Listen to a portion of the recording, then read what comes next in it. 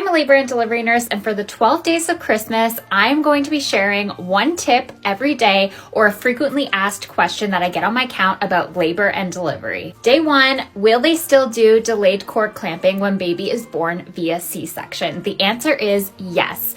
Most facilities do a standard of 60 seconds of delayed cord clamping, whether it's a vaginal delivery or a C-section. Only time we won't do delayed cord clamping is if we are worried about the baby's health. So if baby isn't coming around, they're not breathing, they're very limp, we're worried about them in any way, shape, or form, we will cut the cord sooner and bring them over to the radiant warmer where we can assess their breathing, stimulate them, dry them. Another reason why we may not do delayed cord clamping is if you are doing cord blood banking. You can still do 30 seconds of delayed cord clamping if you are doing a cord blood banking program, but in order to get a sufficient amount or sample for the cord blood banking, you can't really do a whole lot of delayed cord clamping. And then the last reason why we may not be able to do delayed cord clamping is if the umbilical cord is tied tightly around the baby's neck. This is called a nuchal cord, and sometimes it's so tight that we have to cut and clamp the cord around the baby's neck in order to remove it. Don't want to be doing like 2 to 5 minutes of delayed cord clamping during a C-section,